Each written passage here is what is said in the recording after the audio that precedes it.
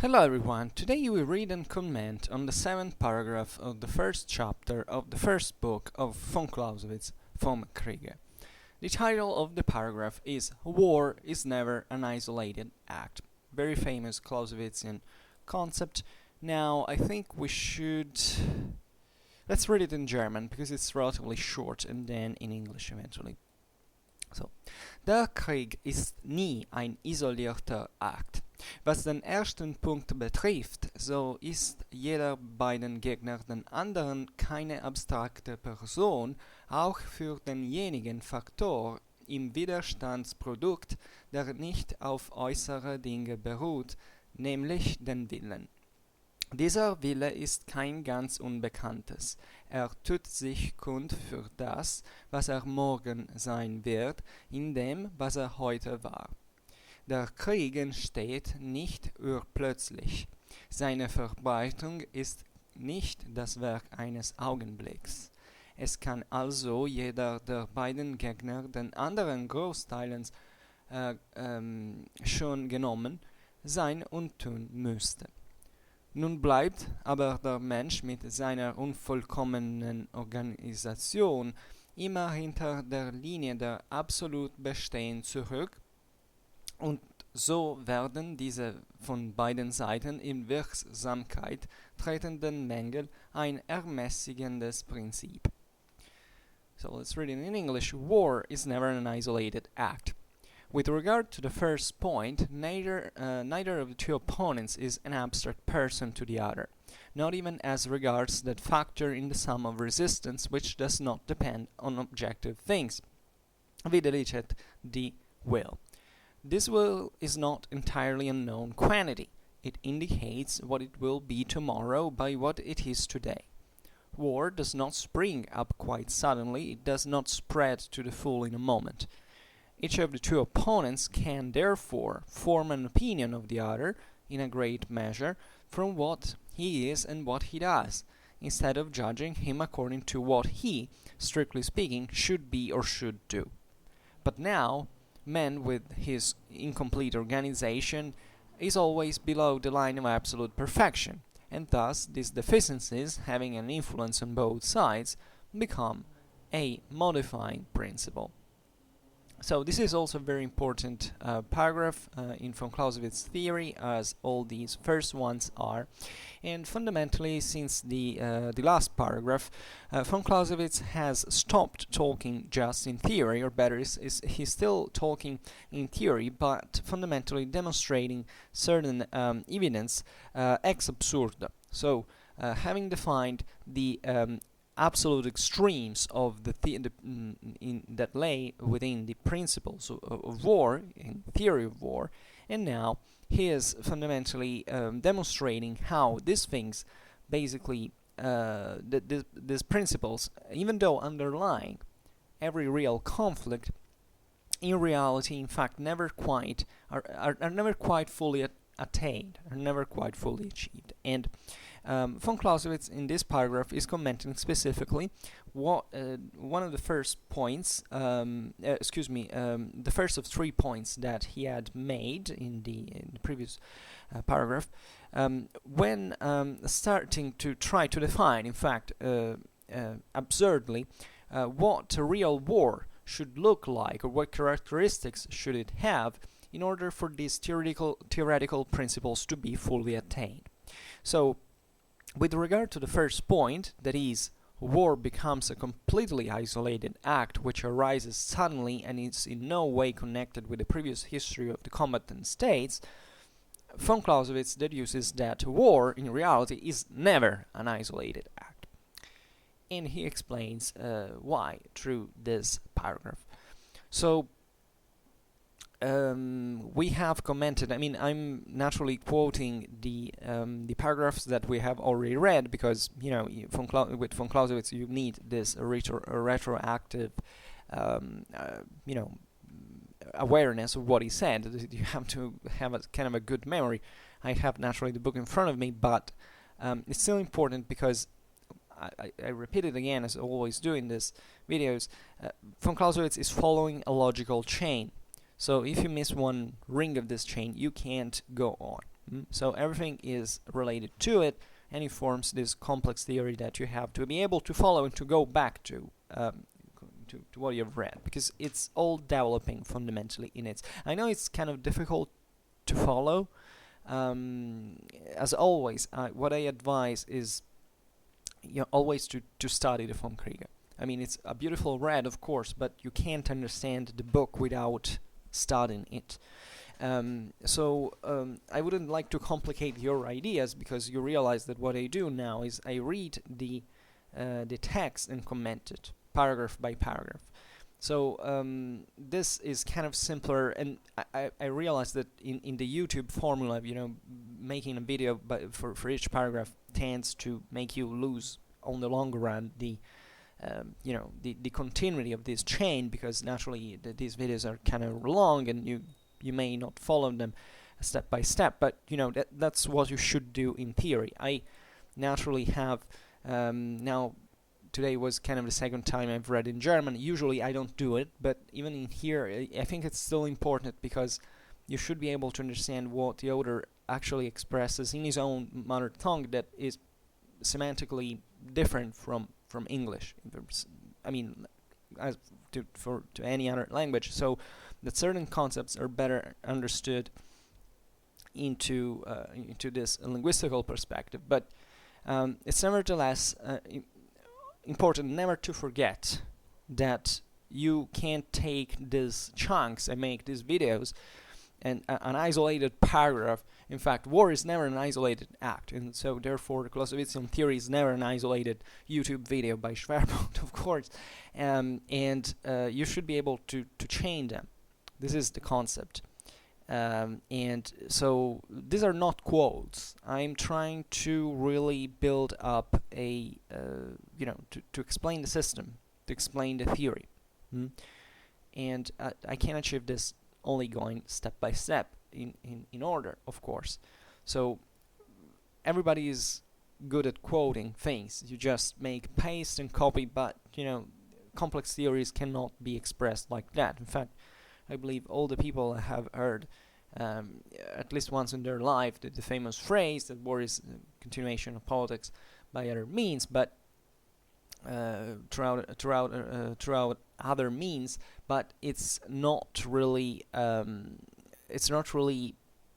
it. You have to understand why we get to the point. And this is already, by the way, this is the first book, which is fundamentally the only one that von Clausewitz has been satisfied with in terms of completeness. Fundamentally, this was a finished book, and it sets out the principles. So it's fundamental to follow it, because otherwise you can't understand everything that is said afterwards. That is kind of a bit more thematic. I mean, von Clausewitz eventually also has, even in the first book, it expresses more descriptive things fundamentally, but these first paragraphs are fundamental, because they are the paragraphs over which the whole Clausewitzian theory is grounded. So you can't just pick them individually, and you always have to bear in mind it's part of a logical chain you can't escape from. So, as we were saying, von Clausewitz now is reversing the, given that these characteristics of war he had enucleated in the previous paragraph, in which he fundamentally was thinking, answering the question, let's see what war would be in reality if it really corresponded to the absolute extremes fundamentally. And this thing that the war is a completely isolated act that arises suddenly and is in no way connected to the history of the combatant states becomes essentially the exact opposite of what reality is fundamentally. And in fact, it generates this principle: war is never an isolated act. And he explains, first of all, neither of the two opponents is an abstract person to the other. Not even as regards that factor in the sum of resistance which does not depend on objective things. Widerlichet die will.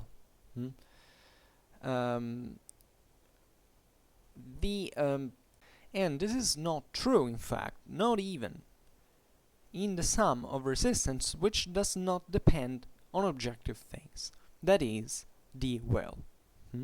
So this phrase basically means that, not even the will, that is what we have defined previously in previous chapters, is, the most difficultly measurable aspect, factor of the combatant's resistance, fundamentally, compared to physical strength, fundamentally. Well, not even in here. This opponent is an abstract person to the other. This will, von Clausewitz goes on, this will is not an entirely unknown quantity. It indicates what it will be tomorrow by what it is today. So here, it's relatively easy to understand. I mean, you realize that when you are meeting a foe, you have some kind of idea of, you can relate even to a foe as a fellow human being, let's say, that you want to slaughter, by the way, because you have a perfect idea that this person, first of all, is reactive, has a will that is bringing, that you're trying to figure out fundamentally, because in fact von Clausewitz is not saying that it's easy to assess what this person is driven by, but in war you fundamentally have an idea most of the times what your enemy is up to, at least, or at least you know that he's up to something, and you have a broad variety of elements, of hints, fundamentally, that can bring you to understand what he would do. And this is naturally all the more evident when, let's say, there is a broader strategical situation in which, maybe you don't know what the enemy is really up to. Just yesterday was the 75th anniversary of Operation Overlord, where in that context of the actuation of the D-Day, but in that context, the Germans had some kind of idea of what could happen. They had built the Atlantic Wall.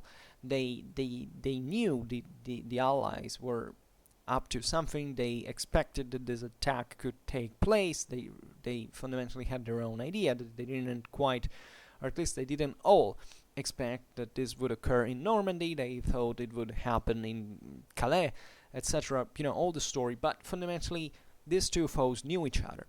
They knew what more or less their strengths were.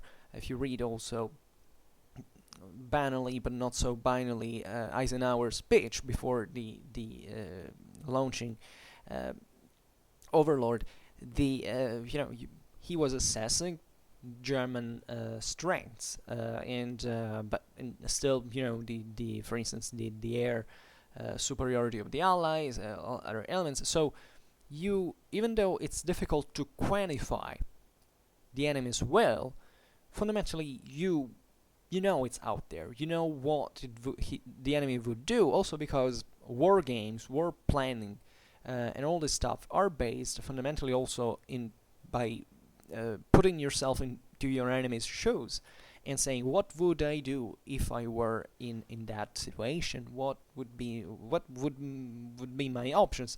Always bear in mind that, of course, there is a fog of war that is particularly.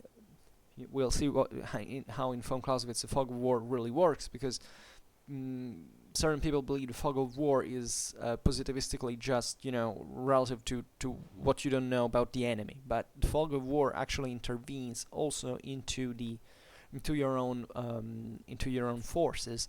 But in that case, even by approximation, you can identify some major driving factors of the enemy's will that you can assess in order to respond to him. And here, and it is von Clausewitz stresses the the consequentiality, we can say, of this reasoning. It says that will is not entirely an unknown quantity, which is what we have explained now, and then it indicates what it will be tomorrow by what it is today. This is particularly important because there is this idea that all, let's say that will is fundamentally driven by these future expectations. So it's not really even something that exists by itself, abstractly there, that wants this action, but it's strongly rooted to reality, to time, to space. So it's something that you can follow on the basis of those tracks, if you also want. Then von Clausewitz goes on and says, war does not spring up quite suddenly. It does not spread to the full in a moment. Each of the two opponents can therefore form an opinion of the other, in a great measure from what he is and what he does, instead of judging him according to what he, strictly speaking, should be or should do. This is a particularly important phrase. Let's start from the first part. The war does not spring up suddenly. It does not spread to the full in a moment. This is also particularly important. We have seen that, I repeat it, von Clausewitz is fundamentally overturning the first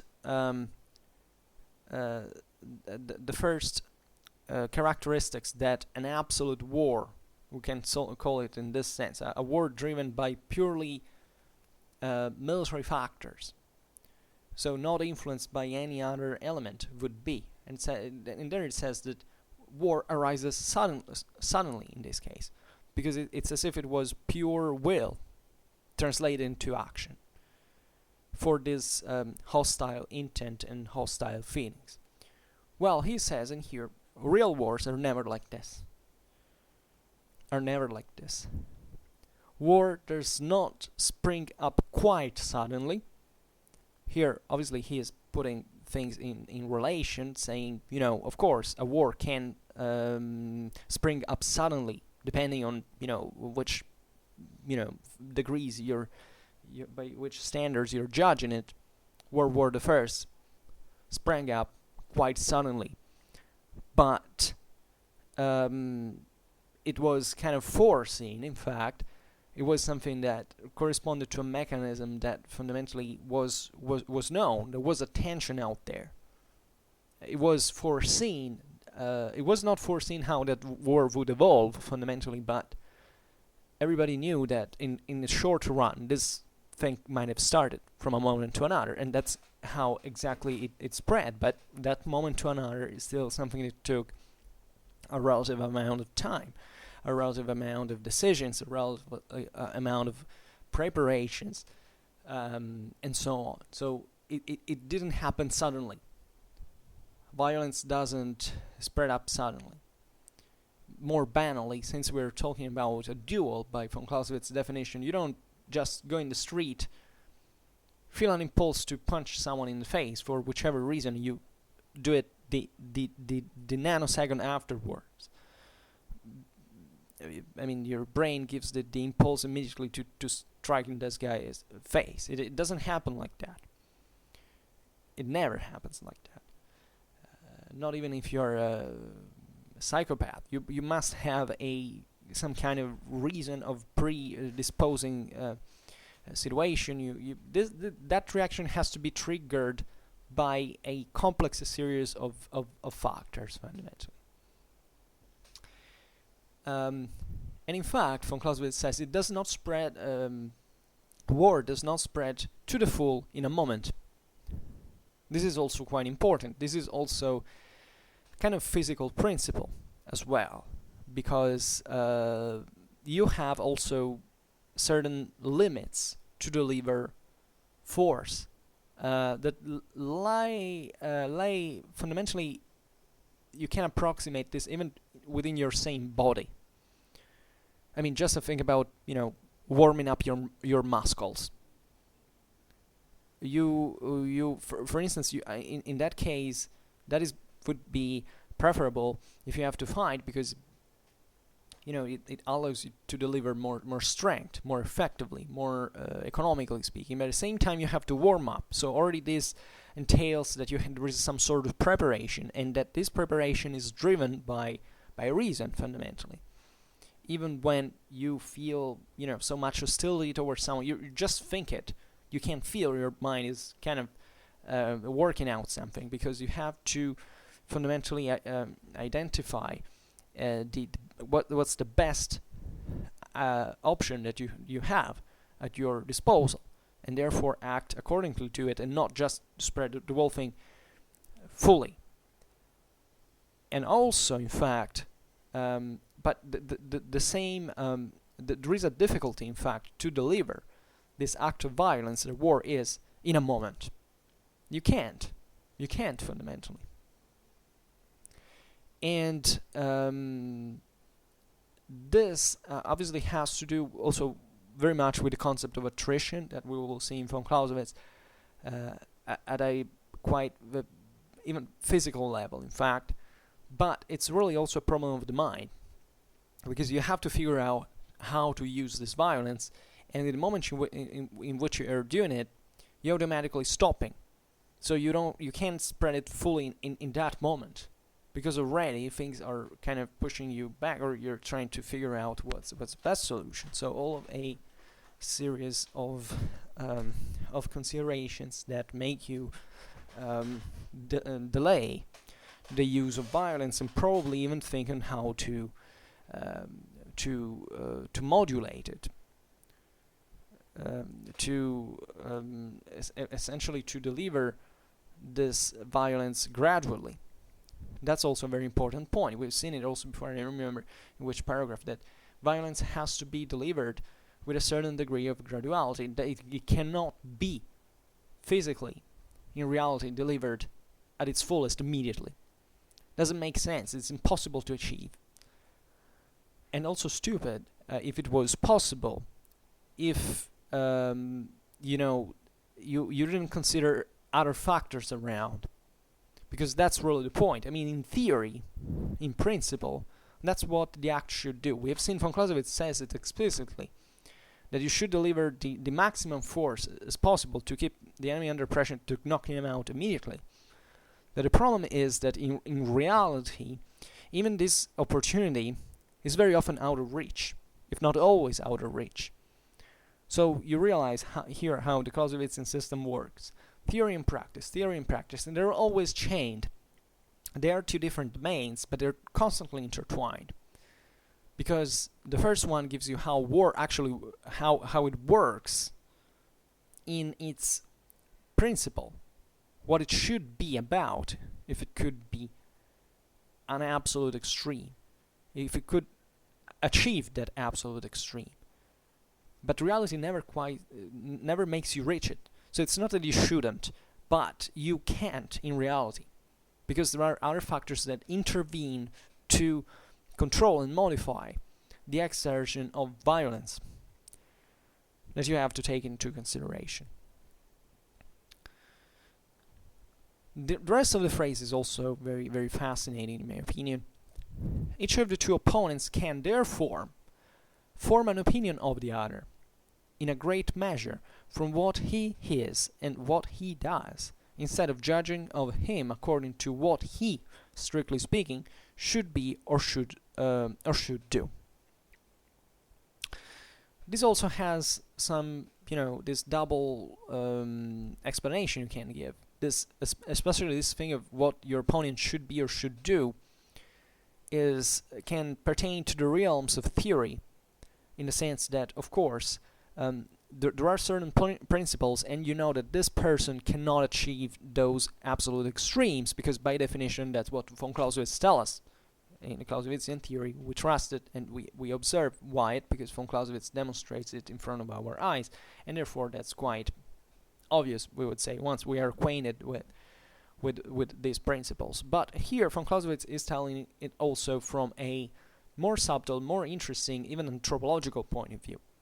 That is what we know also from other branches of discipline. Just the thing about the the abandonment of the theory of homo economicus in economy, for instance. The idea that, before economy was measured in thinking that people would make always perfectly convenient choices, mathematically speaking. Today, this is not a real world. That's not a real world.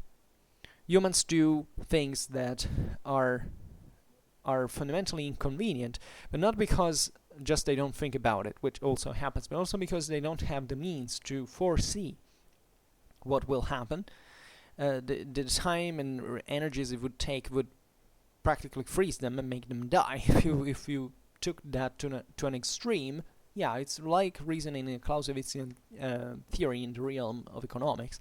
That's the same exact thing. So humans do things that are always kind of imperfect, that never quite correspond to the, or better, never at all correspond to what the best option would be. Namely, because nobody knows what the best option is. You can't tend towards that direction. That makes what you would call, a person more or less successful, in fact. But you never quite achieve perfection, because in the realm or reality, this is fundamentally impossible. This is essentially impossible. So, what is interesting here is the subjective perspective that von Clausewitz is choosing, because he says of these two opponents, the two opponents will form essentially an opinion of the one of the other. This is particularly interesting because the opinion is subjective, of course, so it's already limited by itself. Secondly, it can also be a large thing. Before we made these examples, even on great, very grand strategy, scale, which you more or less know what the enemy options are in a broad measure. So this is not in reality. This opinion is not really so undermined. On the contrary, I believe now, aside from the sheer strengths that also may be hidden, concealed in some way, I would say that the psychological element is sometimes also the one that is kind of more evidently on the table, or at least what polarizes our attention the most.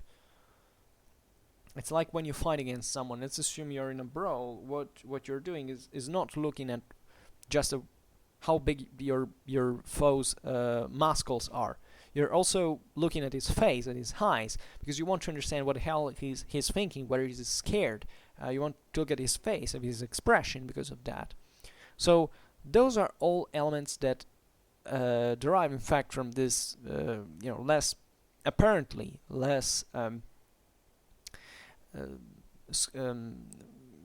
intelligible, less accessible dimension of will, that, however, are so radically important.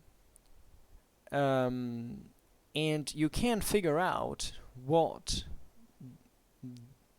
the enemy is doing fundamentally from what he is, from what he does, rather than judging what he is doing or what he would have to do or to be. This is kind of important because a war has also this these situations in which you don't have, first of all, much evidence to figure out many things about your enemy. So by definition, you can't judge him in absolute terms. You can form this subjective opinion that is based, in fact, on mostly on what he's doing. This is particularly important because naturally, from what he's doing, you can figure out what he is. So, strictly speaking, also what his material resources are from what he is doing. And secondly, what his intentions are. Because if a person is doing something, you can figure out what is in his mind. And in that moment, I would say that it's instinctively, at least, easier and more natural, I would say, to focus on what that person is on what that enemy is trying to do, rather than what he could do. And this is risky, because I believe that the reasonable idea is beyond, let's say, in any war plan, etc. Things work like this: that you obviously look at what the enemy is doing, but you should have assessed, in theory, on the base of what you can assess by evidence, what all the options of the enemy are. So that by observing eventually how he behaves, you can kind of predict fundamentally what he's up to. That's how you make a war plan.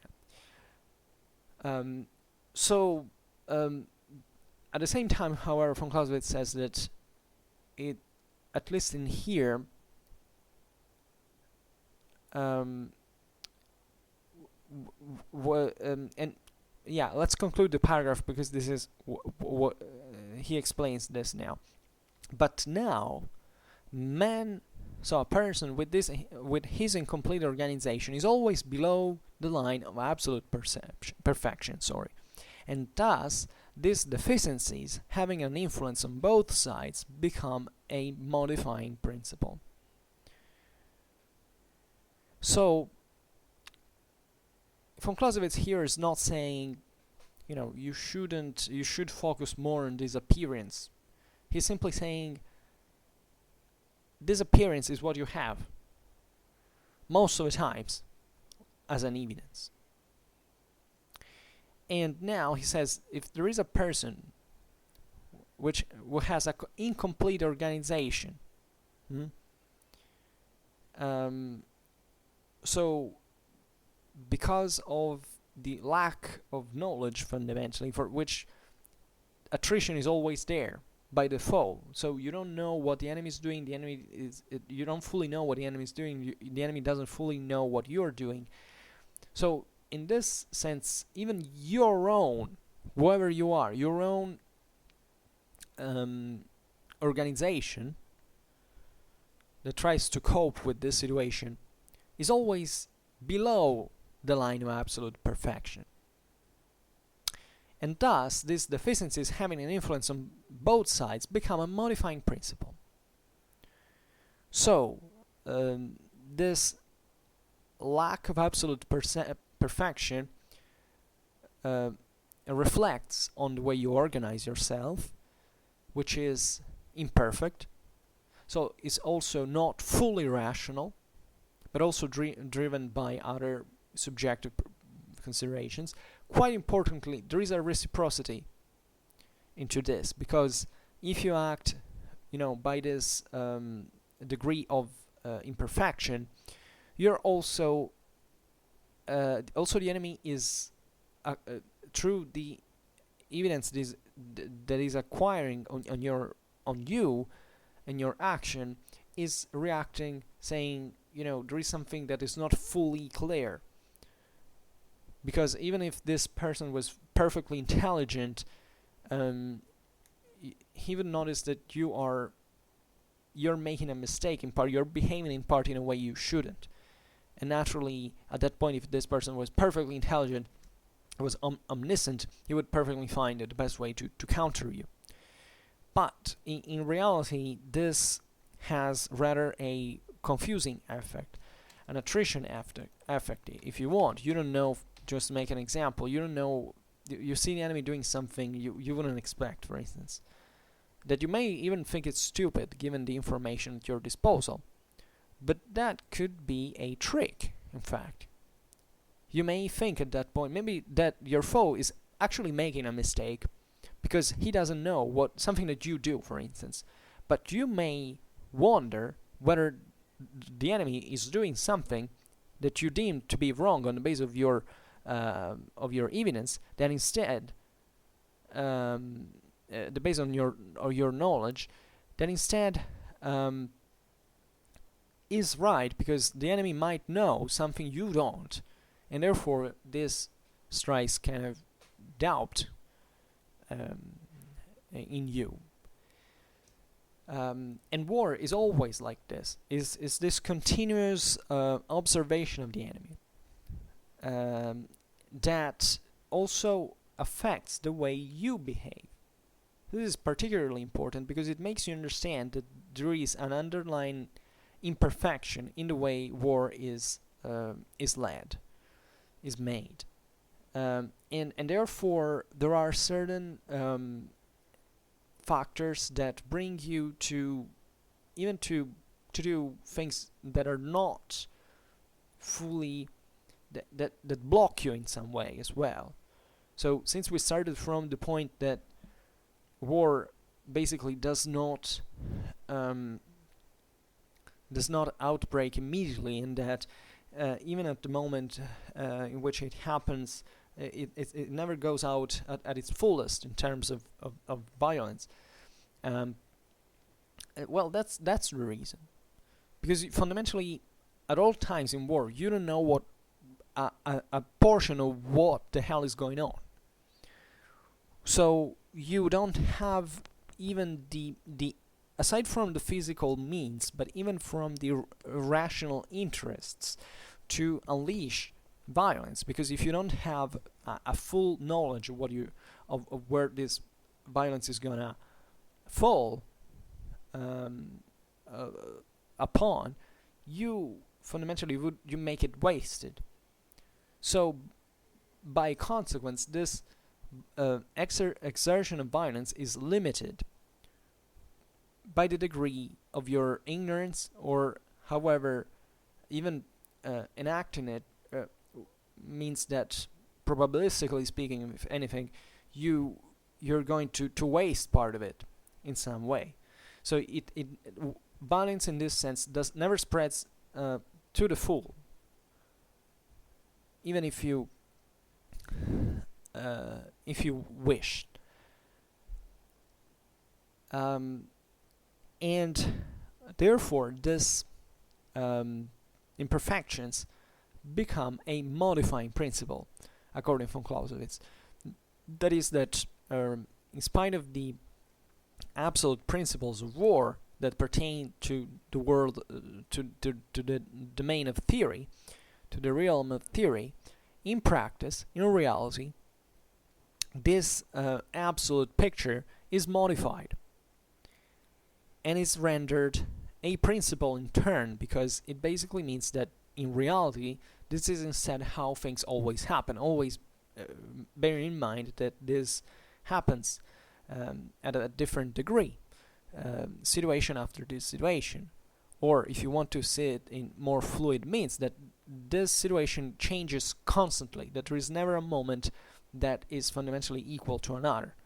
Now, von Clausewitz, as we will see in the future, deals a lot with these conceptions, because in his theory, what you realize is that at all times, fundamentally, you never have the certainty, the full certainty of what is going on, and therefore you have to act upon certain measures that are certain criteria that are not they're not entirely scientific.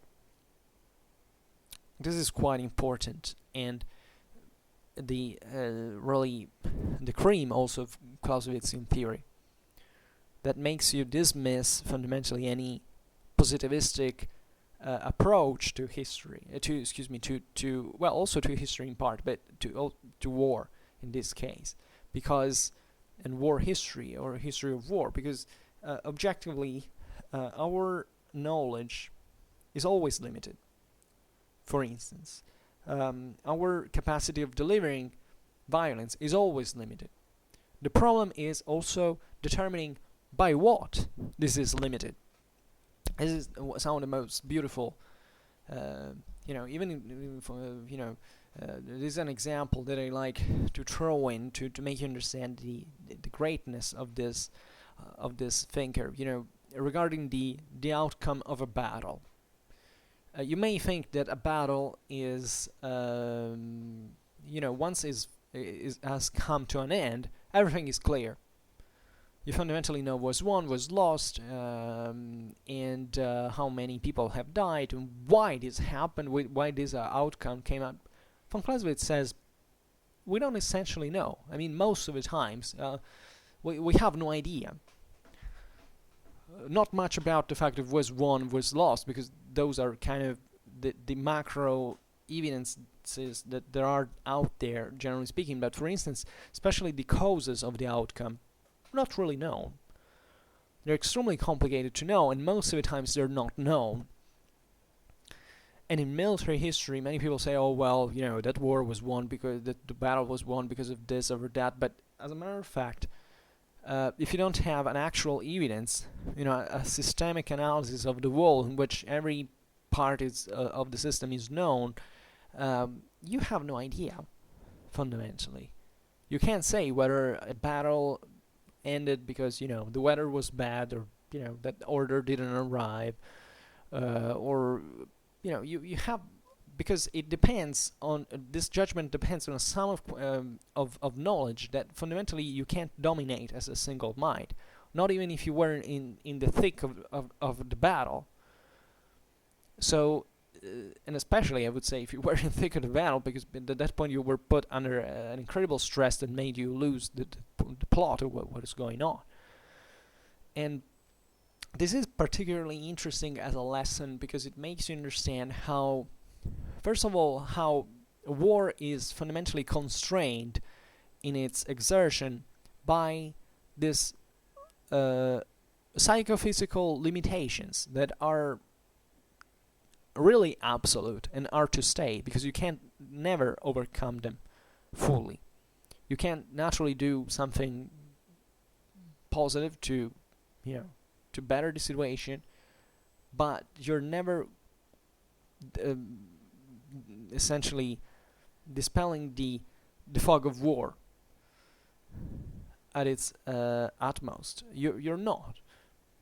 There is always a part of your action that has to rely not on actual science or knowledge, but on some other indicators, on some other hints of, and relying also on some other qualities of yours.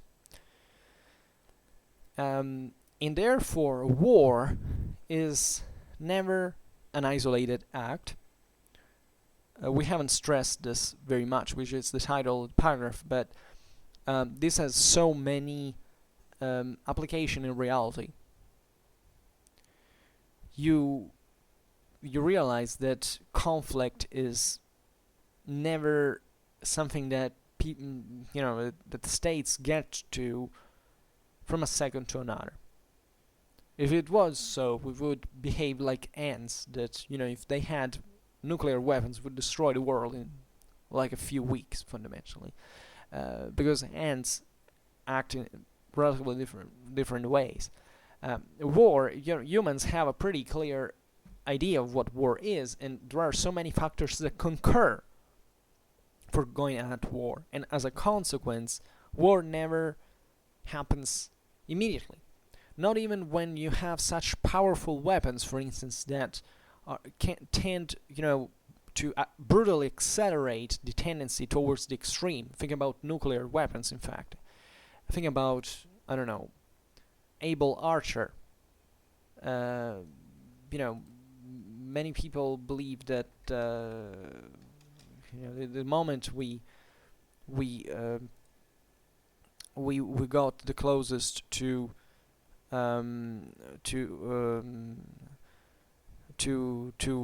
nuclear holocaust was the Cuban missiles crisis, but this is not really so.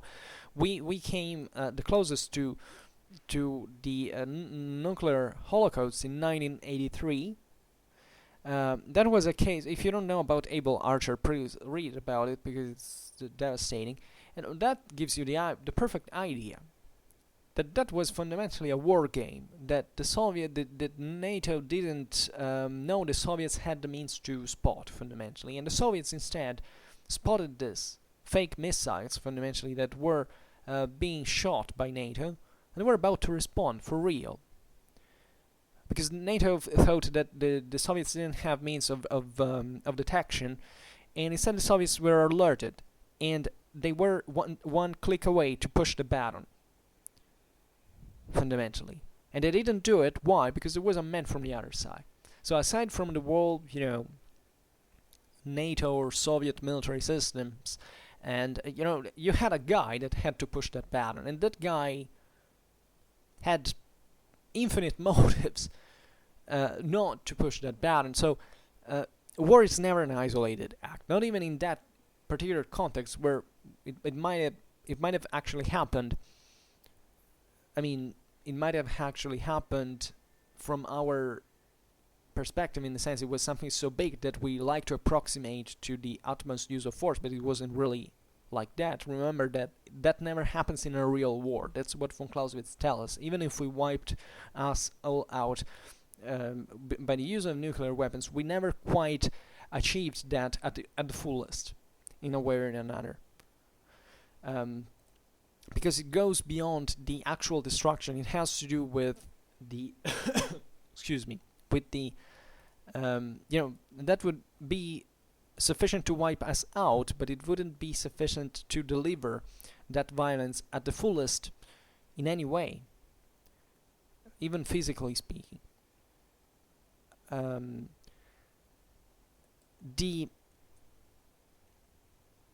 Because something could go wrong, for instance, in the meanwhile, interestingly enough. So even if I don't know, let's assume during Cold War had started, some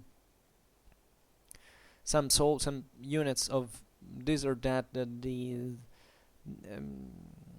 army would have crossed the the border between Western and Eastern Germany, and they had invaded fundamentally each other's, and so war would have not in that case occurred immediately, like the exact moment in which that Warsaw Pact soldier had set foot into Western Germany. All the nuclear weapons would have been launched. Obviously, there would have been a time before that would have happened. Hours, days, weeks, we don't know, but von Clausewitz is telling us that this thing never quite came out randomly and immediately and without influence on the exertion of violence. War always comes from a context. So all those people, for instance, who are worried that we would go at nuclear war with North Korea, nobody wants. Nobody is interested. I remember where people were going nuts, even for political, ideological reasons, when they thought there would be a third world war because of what happened in the Ukraine, or what would happen with North Korea, what happened with Syria when Trump shot the Tomahawks to bomb it. That was all controlled. You can't understand war, but this is the point. Well, that's why von Clausewitz is so important, because it also clears your mind what's going on.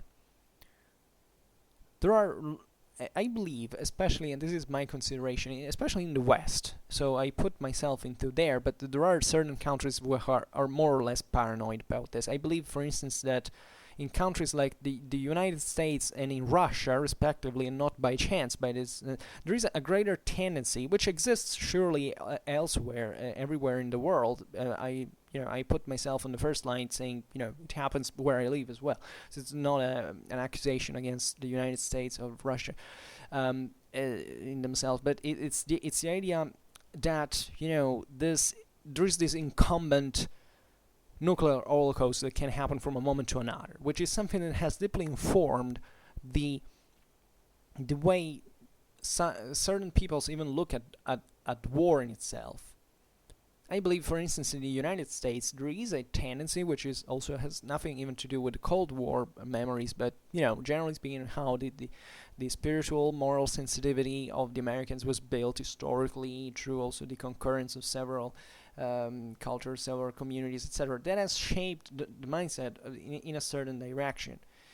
In Russia, albeit in a very different way, there is something similar as a consequence, because of all the idea that fundamentally the Westerners have always tried to I mean, from the Russian perspective, it's as if all the Westerns always try to wipe out Russia in some way, that you have to be cautious of them, that it's a danger, a threat. So these are, and these opinions are echoed. I believe that here, at least in Western Europe, it's paradoxical, because during the Cold War, we would have been the first ones to be wiped out.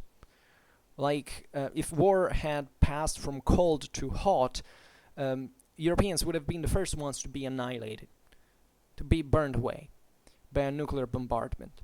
And yet, I think in Europe, we haven't assimilated so much this phobia, like in these other two countries that were, there is a reason for this, because those were the ones who fundamentally were on the lead on the matter. So they felt very much this responsibility. That's also why responsibility is so important.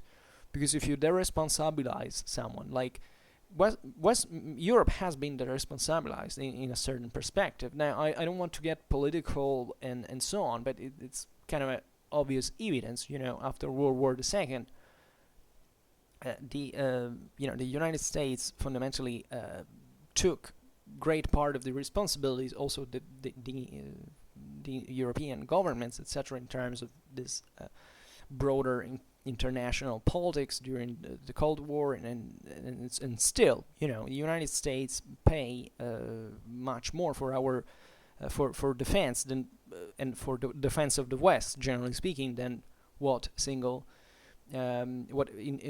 individual European countries do most of the times. So it's there are many reasons. Now, I don't want, really, I'm not making it a political point. I'm just making you understand how there are certain different perceptions of reality that's there are even catastrophistic. The idea of the Third World War. There are people that I found very often on the internet who have this idea. We're obsessed, and they usually come from certain countries. I'm saying this happens also in here. I'm not saying it's an American or a Russian thing only, but there are certain tendencies that are more evident, I believe, on certain cultural basis. They are literally obsessed by the idea that the world will be destroyed from a moment to another. This is something that started fundamentally as a paranoia during the Cold War in pacifist movements, etc. Simply, read von Clausewitz, because von Clausewitz explains to you quite clearly that this is not true. That it's not because of the Americans bombing the Syrian bases with tomahawks, telling, by the way, the same Syrians and the same Russians to stay out of there, and telling them even when the missiles would hit, that would trigger World War III. World War III would not be triggered by that.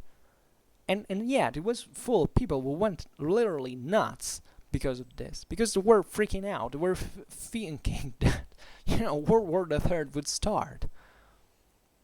The same goes for North Korea. The same goes for the Ukraine. There were people who were genuinely thinking that in this first decade, or the second decade of the 21st century, such a thing would happen, fundamentally. For what reason? And that reveals you, by the way, the ignorance on the overall international political situation. It's obvious that nobody would have gone to war for that. But still, people do not think about it because they think that violence, that war is something, in fact, is not an isolated act. That's the point.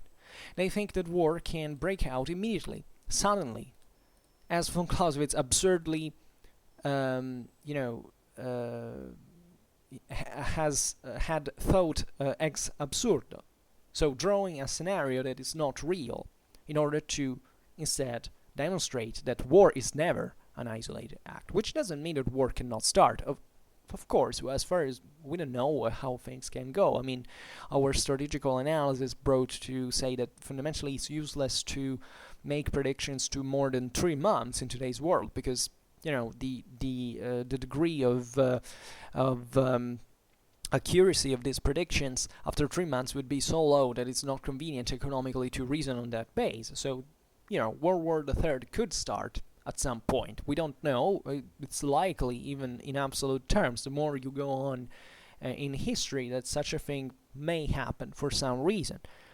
But when you get certain situations like the ones we have seen, in the ones I listed, for example, I think you should be informed enough to know that violence in those contexts doesn't matter how heinous it can be. I mean, how, certain very seriously wrong things happen in those contexts, but it will not lead to a war that fundamentally breaks out and will destroy the whole world in a blink of an eye. Because those are not contexts into which that could happen. There are too many interests. Nobody is interested to die for certain things, and nobody even ever went close to think about such an eventuality where such decisions of the exertion of violence are taken. I'm saying this not to make a point now. I'm sure many of you will. I know that every time you talk about such topics on the internet, there is someone who misunderstands everything. There is something I have noticed, not just from when I started Schwerpunkt, but in general, from just being on the internet. You know that there are always these kind of nuts who doesn't matter what you say or why you say it, they always kind of freak out and start, I don't know, thinking you knew who said what. But the point why I recur to this example is to make understand how eager, strangely, and I think I need to think it twice in order to explain it properly, because I won't probably do it now, why so many people think that war is some sort of absolute. I mean, that war is something that you can unleash and will take over everything. Now, von Clausewitz is the first one to say that war can get out of hand, fundamentally. But under determinate circumstances that are often not met, and that often translates in, that by knowing how certain international things are going on right now, you should be able to understand that these are most evidently not the cases. There is a demonization of war, ideologically speaking, that kills the responsibility in the use of violence. Because if you feel really that war is something so terrible that you should never use, and for the rest everything is fine, you're just a fanatic. You're just a fundamentalist, an ideologue, a dangerous person. Because quite likely, if you were presented with this, you're essentially stating an absolute, and therefore you're the most likely person to eventually resort to war with this kind of alleged moral system of justification, because you identify an absolute reason for doing it. War is never like this. War is an instrument. What really makes war happening is politics, and politics is influenced by an enormous amount of factors. They are extremely complex to understand, and nobody actually dominates. This is also very important to remember, that strategical analysis are something you can't do in your room with an internet access. You need entire things, departments that study intensely, and they might even go wrong, think wrong at the end. So just to make you understand how the most important thing you should be concerned of is to learn more about war. I'm not saying we shouldn't do it, because first of all, with this principle you would fundamentally accept any sort of tyranny, any sort of crime. You shouldn't even stop criminals who shoot at other people while they are doing it, because I can't use violence. And remember, here, whoever makes a distinction between war and violence is an idiot. Because war and violence are the same exact thing. Read von Clausewitz, study von Clausewitz. That's the same exact thing. Just today I was listening to a video, and now I won't get into the details, but because that also was entailing certain things, it's better I skip now. But there was a person who was trying allegedly to justify the fact that war is war and violence is kind of a different thing. No, hell no. War is violence by definition. And these stupid justifications are stupid not because war can't be justified. In my opinion, war can be justified in determinate situation. It's the reason why, for instance, we, I don't know, certain rules of engagement, both in war or even in the police, is that, someone should be dangerous enough, potentially dangerous enough. At least now there is also kind of a sort of middle ground. It's difficult to assess, but just to make an example, the blue berets, cannot engage an enemy if that enemy hasn't shot the first shot. Now, this is a sort of extreme, an approximation, a sort of gallantry, fundamentally, to say, okay, until we are not attacked, we're not justified to attack back. So we should always use violence, in this sense, as a reaction to another form of violence or potential threat, fundamentally. The same with suspects when the police arrests people. Fundamentally, you can't shoot a person who is not posing a threat of death to someone else. So those are the rules of engagement that I think are followed by all the police in the world, and that's because that's how we rule. So there is something deeply moral into this, because this is basically how also our current international laws really work. Naturally, these are relatively, theoretical dispositions, because that, and we've seen it also in Von Clausewitz, that the use of violence cannot always be, you can't try to frame it sometimes into certain laws and certain, I wouldn't even know how to call them, procedures or modus operandi or stuff like that. But violence is violence in its purest sense. So when you look at war, you have to think not at war like something terrible, with explosions, bombs, smoke, blood, etc., that stays somewhere that you don't have to unleash. Because kills, blood, smoke, and fire, you can't find it all over society for some other reason. Cigarettes kill people. Isn't there a moral responsibility there that is equatable? Let's assume because of this acceptance of cigarettes on the market, there are 100,000 dead in a year. And just throwing a random number in there. And nobody cares. If in a bombardment, 100 people are killed, everybody goes nuts. Why? Because we're ideologicized. Because we don't understand the inherent, discrepancy of these standards. What would you prefer if you really had to choose? 100,000 people to die or 100? Well, I would say 100. And let's assume that that bombardment had been carried out to prevent that state to sell cigarettes that would eventually kill 100,000 people that year. Would it be morally justified? Well, it is an interesting question. And the answer would be, yeah. Let's try to sort it out before, with diplomacy and so on. But if diplomacy fails, then you have violence, which is not something inherently wrong. Violence in itself is not nor moral nor immoral. This is the great lesson that von Clausewitz gives us.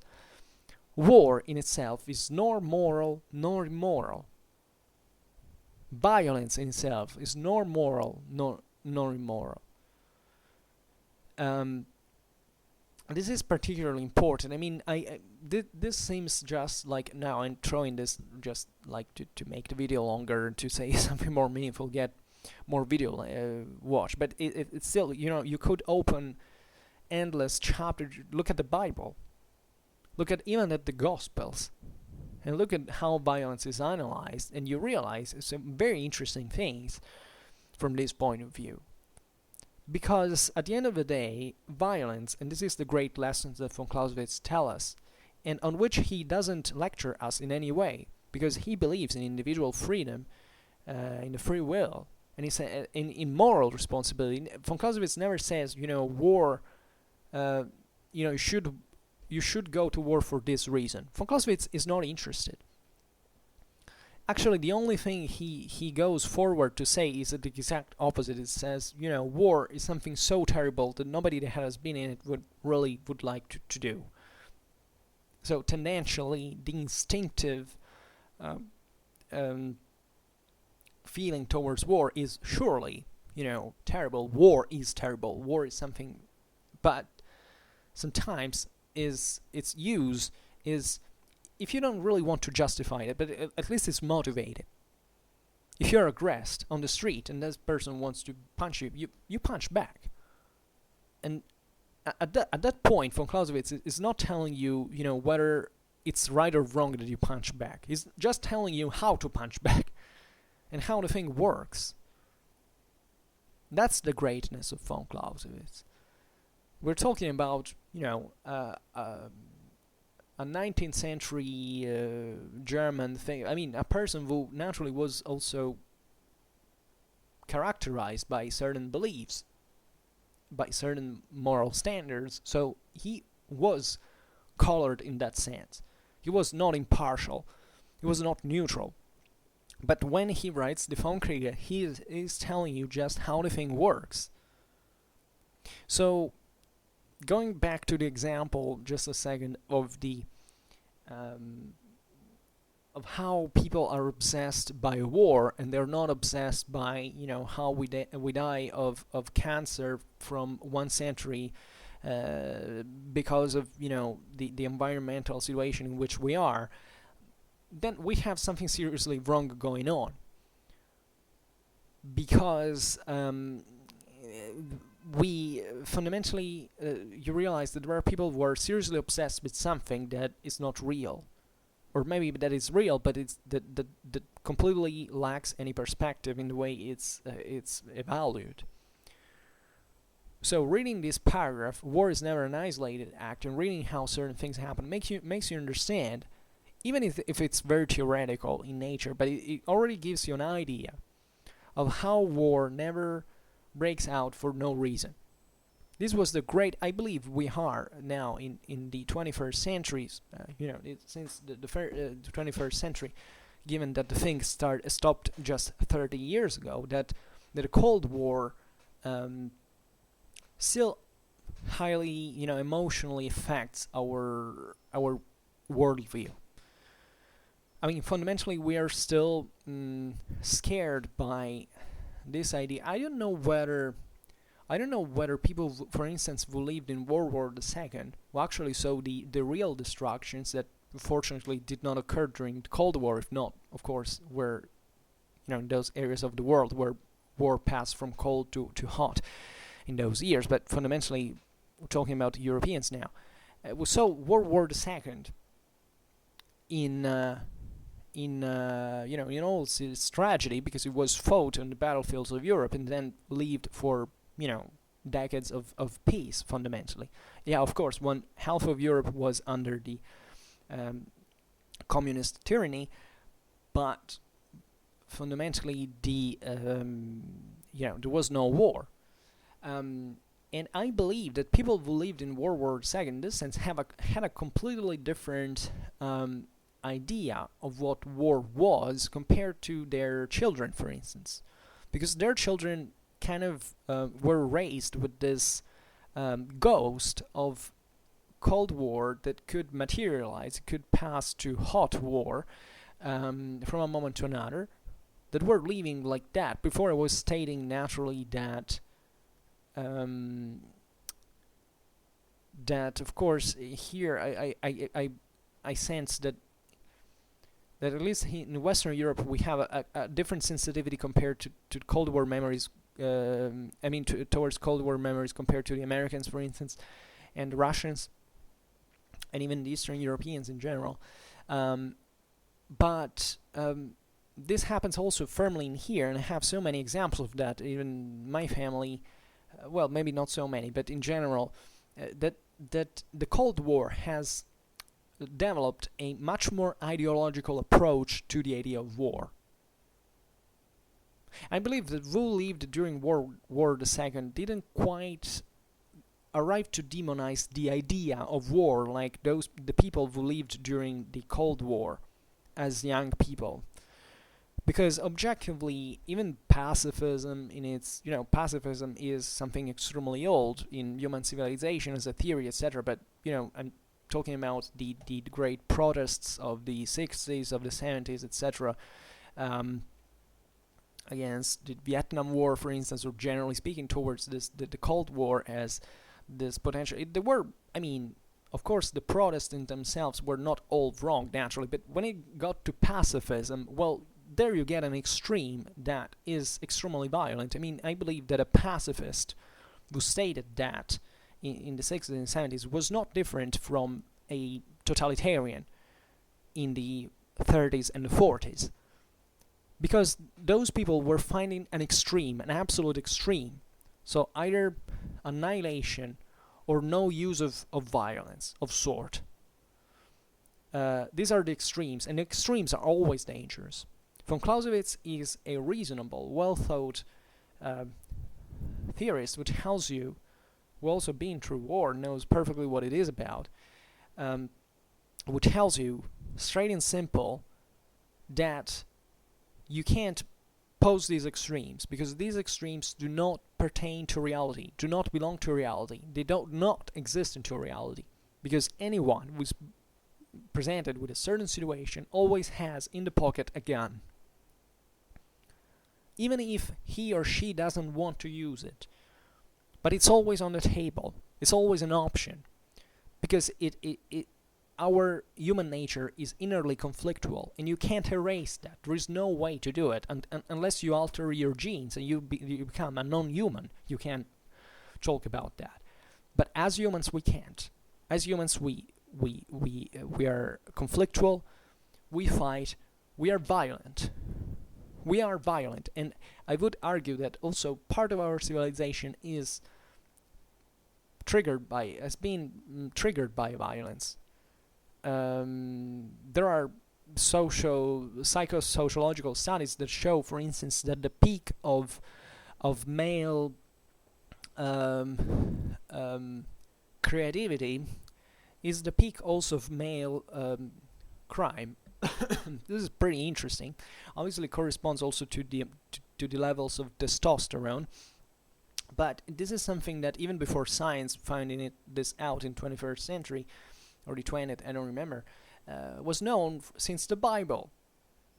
What does Cain do when he has just killed Abel?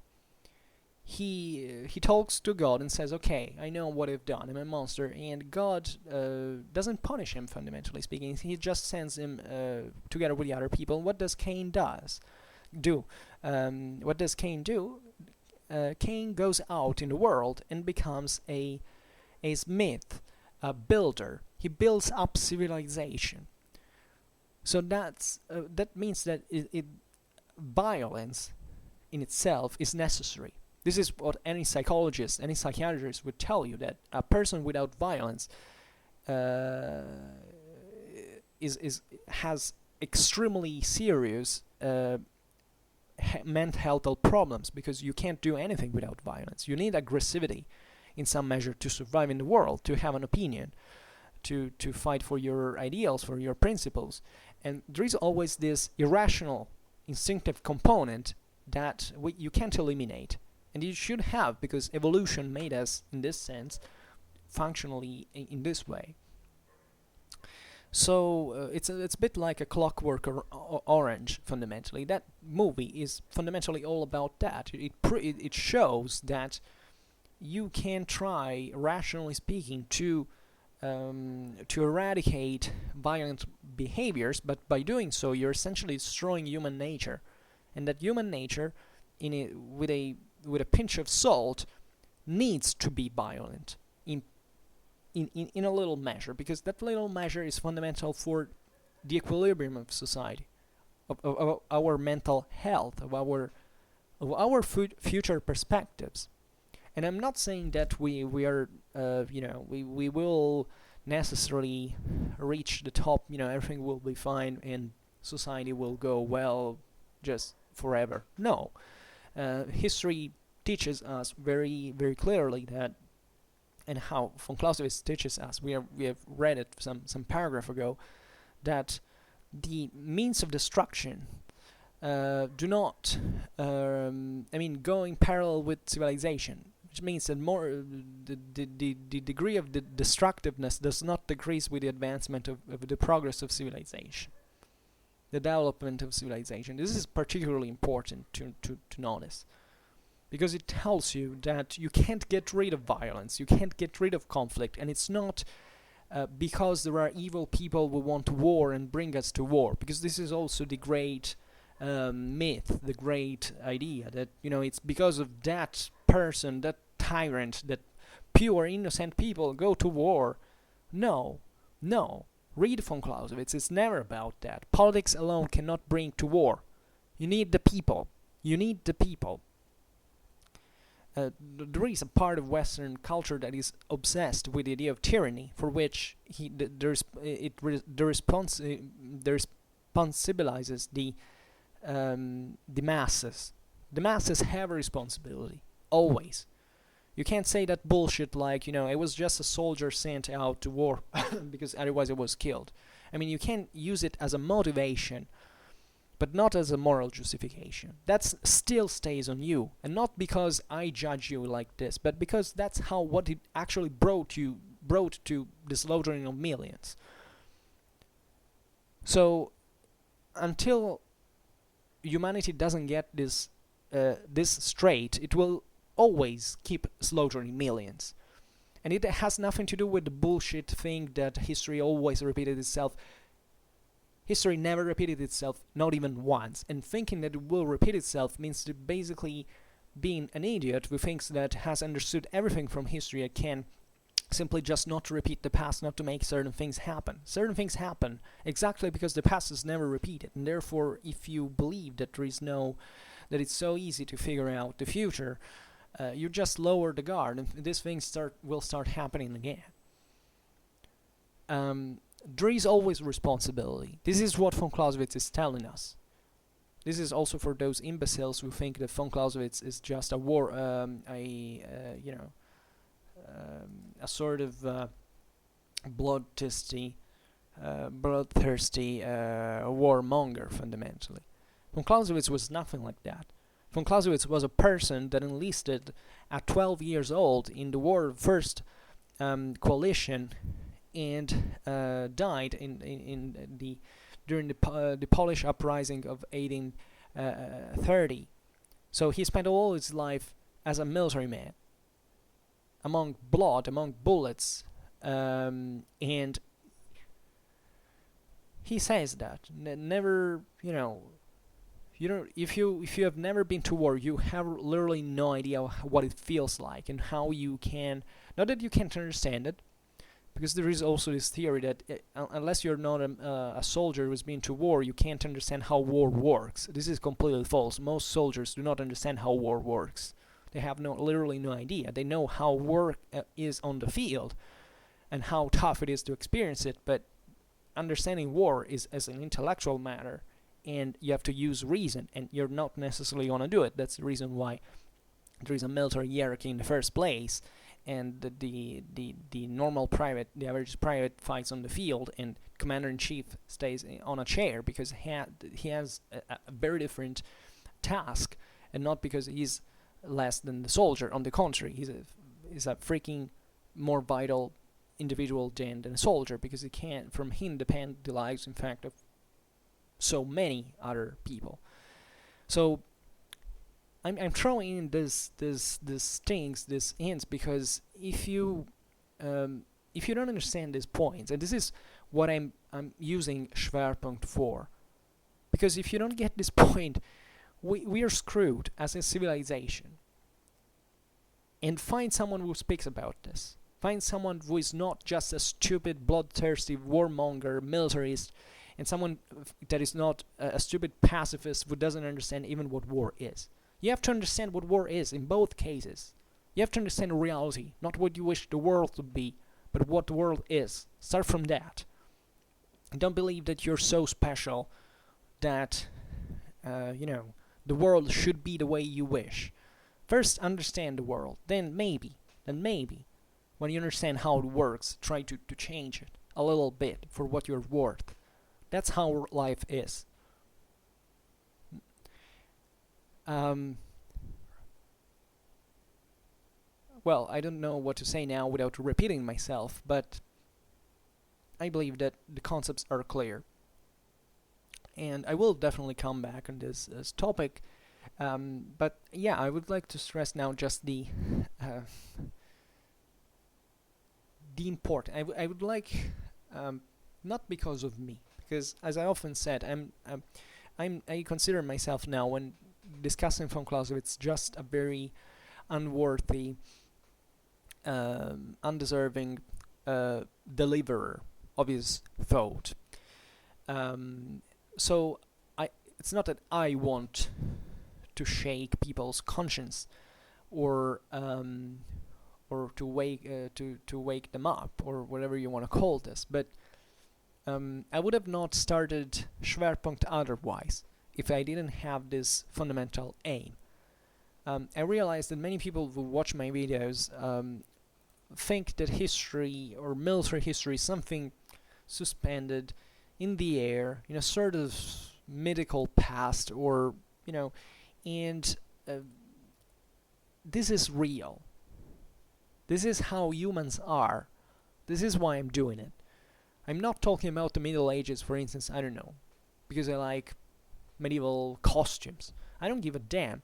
I like the Middle Ages because it's a phase that you can take as an example of how humans work, for instance, and what they do, and how humanity really is. That's the real thing.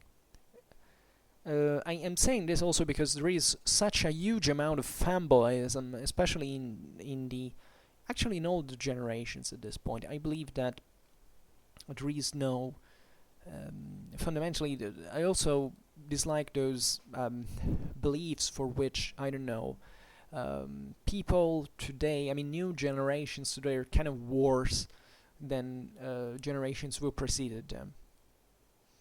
I don't think so, personally. Generations who preceded them are the ones who started things like world wars, who still had things like segregation, or were, regularly racist, for instance. So, were these people better? Well, some people say, yeah, because they fought eventually against tyranny, they made it to win the Cold War. Yeah, of course. Throughout all history, they put an end to segregation, etc. Yeah, of course.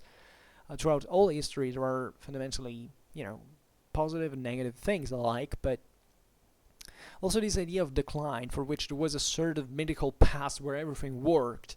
It's kind of silly. You can't reason in history like that. Human societies have always been problematic, have always been terrible. I just think that today we have the means, fundamentally, to look at history. We have the favorable condition to look at history from a kind of a more privileged position, because we are more privileged in general compared to people who came before us. For instance, I can spend hours every day talking about military history. Now, if I had been born even just one generation before, I might have not had the luxury of this time, of these means. I would have not had the internet, for instance. So just think about how much we have, and in this sense, let's make it better on the basis of what we have. And not everything is declining. When you get this impression that everything is always being worse, just know that every single generation in history has always thought the same thing. Always got this, at least, impression, this instinctive feeling. That's a biological thing. That's an evolutionary thing. We are programmed to reason like that, because we're programmed for the sake of our species' survival as social beings, to erase the bad memories of the past, and therefore looking at the past as something desirable for the good things, and to depreciate what we have now in order to put ourselves constantly under psychological pressure in order to improve, because otherwise we would simply die out. We would idle. We would stop working. We wouldn't do anything. This is what this pessimism is what ensures our progress, fundamentally. So it's normal. but this is an instinct. I mean, at a rational level, we have enough understanding and even amount of knowledge through history, for instance, to understand that evidently today we live much better than we ever lived before. Even if we should be cautious by understanding what is better or worse in the sense of our in the sense of nature.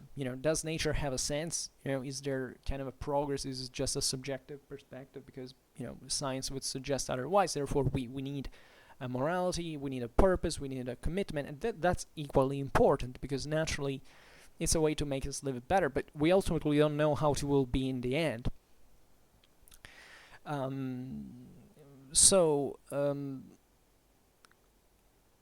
Read. I can't tell you much. I want to tell you just read, because that's the only way you can make it to accomplish something in life. Aside from, obviously reading is not everything, but reading is a fast accelerator. If you're aware of what your options are, you can work them better out. You also need action. You also need aggressivity. You also need violence sometimes. And violence is not just, punching someone or killing someone. No, violence is the ability of projecting yourself through obstacles. You need that as well. So read Von Clausewitz, which is even better. Read whatever you like, do whatever you like, go out with your girlfriend, with your boyfriend, do sports, do whatever you like, but also read Von Clausewitz, because Von Clausewitz is not really it's not telling you his opinion. Sometimes he does, describing you how war is in first person, for instance, but not quite. Even through personal experience, he's telling you the truth fundamentally. He's telling you how things are for how they really are. But just read him. Doesn't matter if you're interested about war or not. For instance, I'm kind of disappointed that seemingly there are a few women listening to me. So Von Clausewitz is for everybody. Even if you know nothing about history, this is particularly interesting.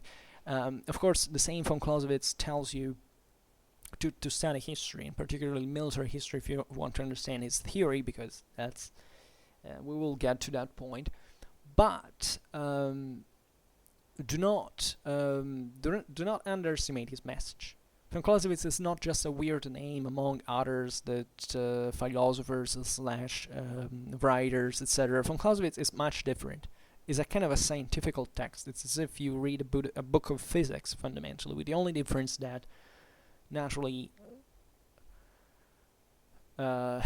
social sciences are kind of different, and yet Von Clausewitz gets it right fundamentally with the instruments of the discipline. So this is particularly important to understand, because if you approach Von Clausewitz just by saying, this is just another guy, I know better, you're just wrong.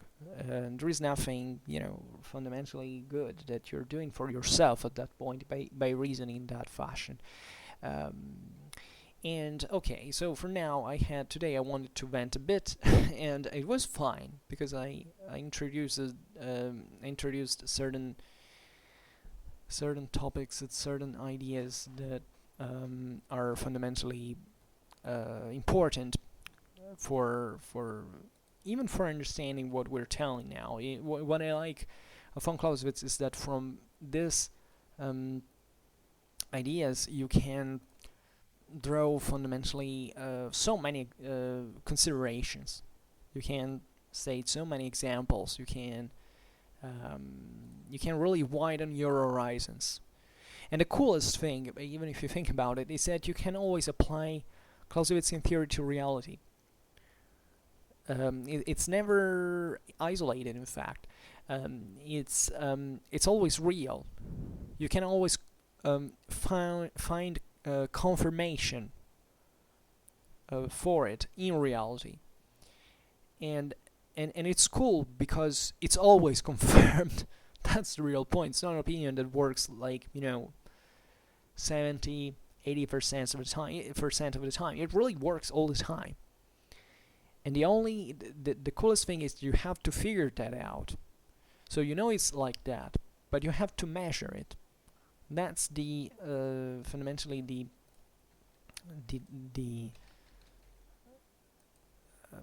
differentiation that you find in the deviation that you know, I don't know even how to say that, however, the different domains of theory and practice that always go hand in hand in Clausewitzian theory. So be mindful of that. Okay, so for now I just silence myself, and I just hope that you enjoyed this video. If you did, please share it, otherwise leave a like or subscribe to my channel if you're interested in my upcoming contents. And for now, I thank you heartily for listening to me. I wish you a nice time and see you next time. Bye.